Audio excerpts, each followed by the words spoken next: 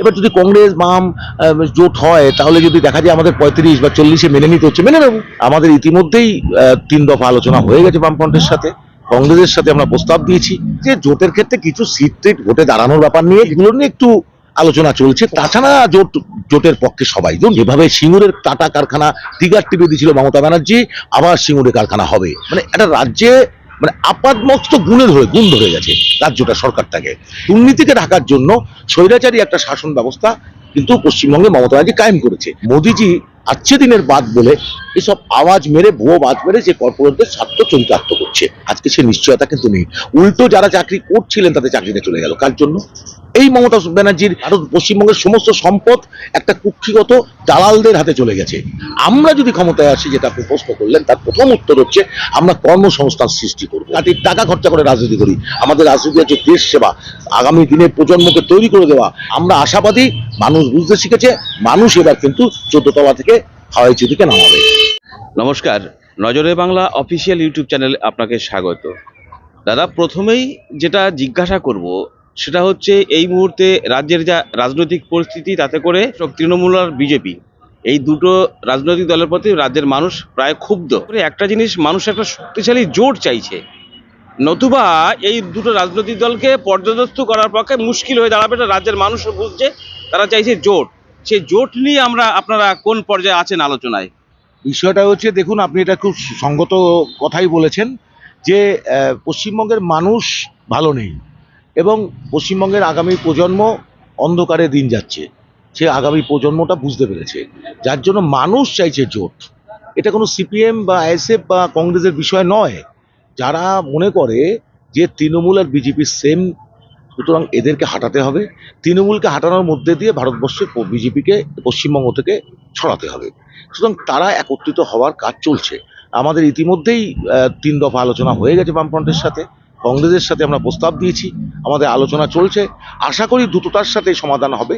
এবং মানুষ কিন্তু ভোটের সময় জোট চায় না, মানুষ চায় অনেক আগের থেকেই এই শক্তি অপশক্তির বিরুদ্ধে লড়াইয়ের ময়দানে এরা আসুক। মানুষ দেখতে চাইছে, এটা ঠিক কথা বলেছেন। মানুষ কিন্তু দুটো জোট হয়, একটা হচ্ছে ভোটের একটা সংখ্যাধিকের ভাগাভাগি, সিট ভাগাভাগি, এটা একটা জোট। এই জোট মানুষ দেখতে চাইছে না, মানুষ দেখতে যাচ্ছে সংগ্রামের জোট।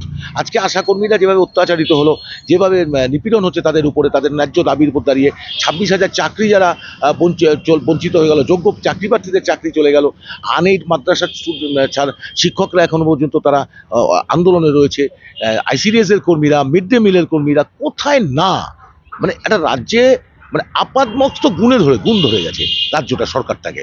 এবং টোটাল শুধু মেলা খরচব এইসব করে, মৎসব করে টাকা নয়ছয় হয়ে যাচ্ছে, যার ফলে পজিটিভ কিছু পশ্চিমবাংলার বুকে মানুষ দেখতে পাচ্ছে না। যেটা মানুষ কি চায় আসলে, যার হাত আছে তার কাজ নেই, যার কাজ আছে তার ভাত নেই। এটা হচ্ছে present situation of the Indian state.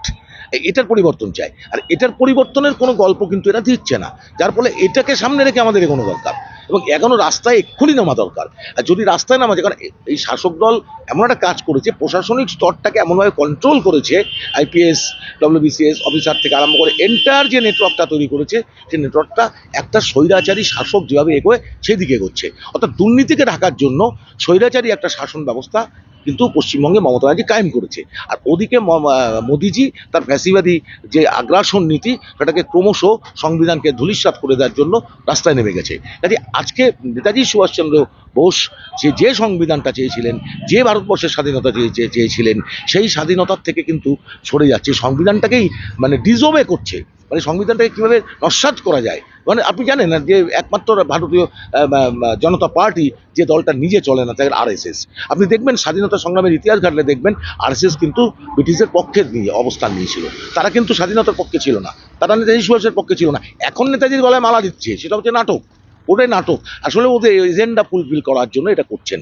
কারণ আজকে দেখুন একটা জিনিস বুঝবেন, সংবিধান যে সংবিধানটা 26 তারিখ আসছে, যে সংবিধানের প্রথম কথা with the people of the India, অর্থাৎ আমরা, নেতাজিও এটা বলতেন, আমরা ভারতীয় জনগণ। যার জন্য দেখবেন যে স্পষ্ট ভাষায় নেতাজি সুভাষ বলেছিলেন, যখন তিনি আজাদ হিন্দ ফৌজ তৈরি করেছিলেন, তখন বলেছিলেন আমার এই আজাদ হিন্দ ফৌজে যারা আছেন তারা প্রত্যেকে ভারতীয় সৈনিক, তার মধ্যে হিন্দু মুসলিম খোঁজেনি। আর আজকে কিন্তু হিন্দু মুসলিমে সেই ভারতীয় জনগণকে ভাগ করে দেওয়া হচ্ছে। কখন ভাগ করে দেওয়া হচ্ছে? যখন ক্রাইসিস, একটা আন্তর্জাতিক ক্রাইসিস তৈরি হয়েছে, দেশের মধ্যে সেই ক্রাইসিসটা প্রতিনিয়ত হচ্ছে, কারণ গ্লোবাল কালচার, গ্লোবাল ইকোনমি মানে মধ্যে দিয়ে আজকে সারা বিশ্বটাকে চলছে। তা সেখানে দাঁড়িয়ে তার যে সংকট, পুঁজিবাদের যে সংকট, সেই সংকটটা কিন্তু তৃতীয় বিশ্বের দুনিয়ার বুকে চাপিয়ে দেওয়া হচ্ছে। একদিকে সাম্রাজ্যবাদী আগ্রাসন, আরেকদিকে এদের সাথে মানে প্যাক্ট হয়ে মোদিজি আচ্ছে দিনের বাদ বলে, আচ্ছে দিন, মন কি বাত, এসব আওয়াজ মেরে, ভুয়ো আওয়াজ মেরে যে কর্পোরেটদের স্বার্থ চরিতার্থ করছে, আর তাকে এই পশ্চিমবঙ্গের মাটিতে জায়গা দিয়েছে মমতা ব্যানার্জি। কাজেই মমতা ব্যানার্জির সরকারকে চতুর্থ থেকে নামানোর জন্য ইমিডিয়েট সবাই মিলে, যারা তৃণমূল বিজেপিকে সরাতে চায়, একটা সাধারণ মানুষও যদি থাকে তাকেও সাথে নিতে হবে, যে দল না থাকলেও নিয়ে তাকে রাস্তায় নামতে হবে। আমার কথা হচ্ছে, আপনারা তার মানে বলতে চাইছেন যে তৃণমূলের বিকল্প বিজেপি হতে পারে না, বিজেপি অন্য কেউ আছে। সেক্ষেত্রে আপনারা একটা সংযুক্ত মোর্চা তৈরি হয়েছে, একটা হতে যাচ্ছে আবার নতুন করে। আপনারা তৃণমূলের বা রাজ্যের শাসকের বিকল্প হতে গিয়ে আপনাদের পরিকল্পনা কি? সরকার এলে আপনারা কি করবেন? আমাদের প্রথম পরিকল্পনা হচ্ছে কর্মসংস্থান। আপনি দেখুন, একটা মানে এই স্টেট কখনো ভাতায় চলতে পারে না। যদি মানুষ তার কর্ম চায়, তার পারিশ্রমিকটা চায়, তাহলে আপনি ভাতা দিচ্ছেন, খুব ভালো কথা, কিন্তু আপনি চাকরির ব্যবস্থা করছেন না কেন? আচ্ছা, আমার সন্তান সে পড়াশোনা করছে, শিক্ষিত হচ্ছে, সে তো চাইবে তারপরে চাকরি। আজকে সে নিশ্চয়তা কিন্তু নেই।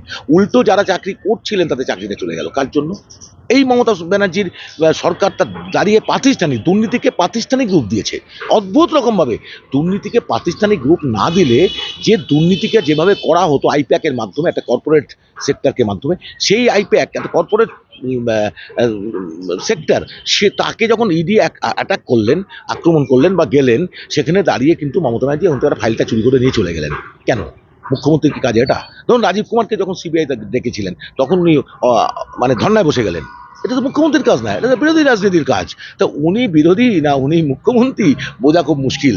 আসলে উনি কিন্তু একটা কিছুকে আড়াল করতে চাইছেন। যে আড়াল করতে চাইছে কি? শিক্ষায় ব্যর্থ, শিক্ষা চুরি হয়ে গেছে, স্বাস্থ্য শেষ হয়ে গেছে ব্যবস্থা, খাদ্য চুরি হয়ে যাচ্ছে, মিড ডে মিল চুরি হয়ে যাচ্ছে, কয়লা পাচার হয়ে যাচ্ছে। পশ্চিমবঙ্গের সমস্ত সম্পদ একটা কুক্ষিগত দালালদের হাতে চলে গেছে। এই দালালদের থেকে উদ্ধার করে আমাদের দায়িত্ব হচ্ছে ব্লকে ব্লকে, আমরা যদি ক্ষমতায় আসি, ব্লকে ব্লকে হেলথ ডেভেলপ করতে হবে, হেলথ সিস্টেমটাকে পাল্টাতে হবে, একটা সঠিক একটা স্বাস্থ্যনীতি তৈরি হবে, যেটা আজও ৭৮ বছর পরে দেশের বুকে স্বাস্থ্যনীতি তৈরি করতে পারেনি। এটা দুর্ভাগ্যজনক হলো। আজকে শিক্ষা চলে যাচ্ছে ঋণের চালে, আর স্বাস্থ্য চলে যাচ্ছে আপনার কি বলবো, শিক্ষা হচ্ছে ঋণে, স্বাস্থ্য হচ্ছে ইন্স্যুরেন্সে। এই জায়গাটা দাঁড় করিয়ে দিয়েছে। কিন্তু আমার তো অধিকার আছে, সাংবিধানিক অধিকার, খাদ্যের অধিকার, শিক্ষার অধিকার, স্বাস্থ্যের অধিকার, এটা আমার কনস্টিটিউশনাল রাইট। কিন্তু সেই রাইটটা করতে গেলে কে দায়িত্ব নেবে? এটা তো সরকার। কিন্তু এই সরকার, দুটো সরকারই, কেন্দ্রের এবং রাজ্যে, এরাই দায়টা ঝেড়ে ফেলেছে, যার জন্য শিক্ষক নিয়োগ হচ্ছে না। তাহলে আগামী প্রজন্মের ভবিষ্যৎ অন্ধকার।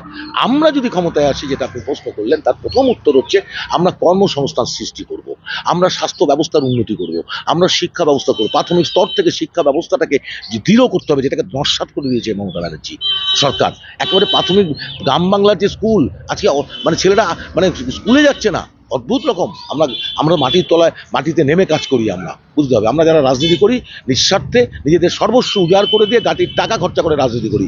আমাদের রাজনীতি হচ্ছে দেশ সেবা, আগামী দিনের প্রজন্মকে তৈরি করে দেওয়া, যে পৃথিবীর বুকে এমন একটা সমাজ দিয়ে যাব, সেই সমাজটা যেন একটা সুন্দর সমাজ হয়ে ওঠে। এই লক্ষ্যটাকে রাখতে গেলে আমাদের কিছু নির্দিষ্ট নীতি রাখতে হবে। সেই নীতিটা অবশ্যই আমরা রাখছি।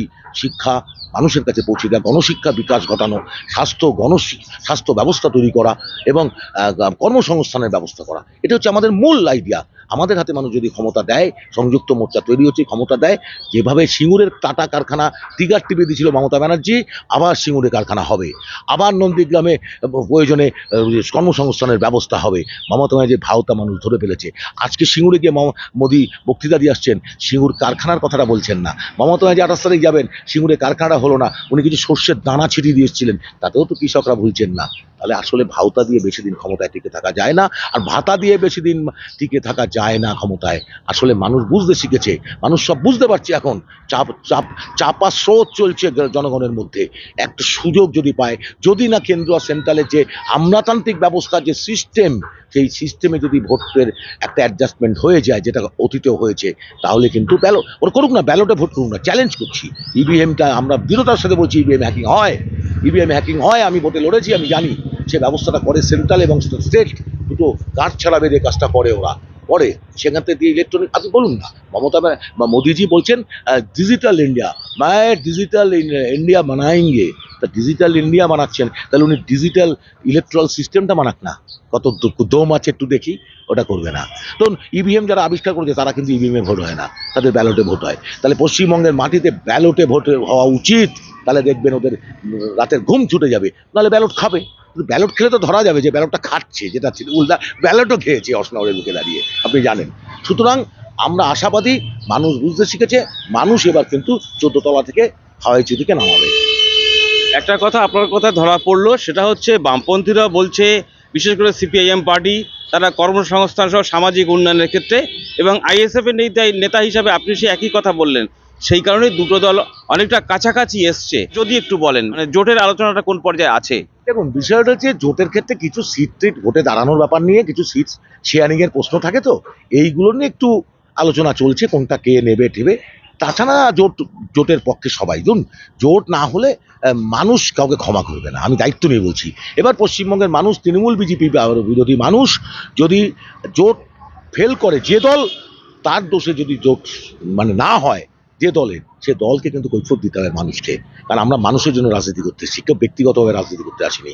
মানুষ খুব দুঃখে আছে, সুতরাং এবং আমাদের মানুষ এমনভাবে আছে, সারা পশ্চিমবঙ্গের মানুষ এত দুঃখ কষ্টের মধ্যে দিয়ে আছে, সেখানে আমি একটাই বার্তা দিতে চাই, বাজবো বাজবো রে আমরা, বাজবো রে বাজবো, ও ভাঙা বুকের পাঁজর লইয়া নয়া বাংলা করবই, বাজবো বাজবো রে আমরা। অর্থাৎ মানুষ বাঁচতে চাইছে, এই ভাঙা বুক ক্ষত হয়ে গেছে, সেখান থেকে ভাঙা বুকের পাঁজর দিয়ে নয়া বাংলা গড়ার শপথ নিয়েছি আজকে আমরা। সুতরাং সেই শপথে যারা না মেলাবে, তারা বাংলাকে ধ্বংস করতে চায়, ধরে নিতে হবে। সুতরাং বাংলাকে আমরা বাঁচাবো এবং বাংলার মানুষকে বাঁচাবো। পরিযায়ী শ্রমিক যাতে পরিযায়ী শ্রমিক না হয়, যাতে এখানে তারা কাজ করে রোজগার করতে পারে, তার বন্দোবস্ত করব। এই বিষয়ে আমার একদম শেষ প্রশ্ন, সেটা হচ্ছে, যদি কংগ্রেস এখনো নিশ্চিত করে কিছু বলতে পারেনি, বামফ্রন্টের সঙ্গে আপনাদের আলোচনা চলছে, সেক্ষেত্রে যে 294টা সিট, তার মধ্যে বামফ্রন্টের শরিক রয়েছে সিপিআইএম পার্টি, বড় দল, আপনারা কতগুলো সিটে লড়াই করবেন সংযুক্ত মোর্চার শরিক হিসাবে? দেখুন, আমরা গত 21 সালে যখন সংযুক্ত মোর্চা হয়, তখন আমরা 30, 32টা, 35টা সিটে লড়েছি। এবার যদি কংগ্রেস বাম জোট হয়, তাহলে যদি দেখা যায় আমাদের 35 বা 40-এ মেনে নিতে হচ্ছে, মেনে নেব। কারণ আজকে আমাদের কটা সিট এটা বড় প্রশ্ন না, জোটটা বড় প্রশ্ন। সিটের নিয়ে কোনো কিছু আটকাবে না, এটা আলোচনার স্তরে রয়েছে, আশা করি খুব দ্রুততার সাথে মিটে যাবে।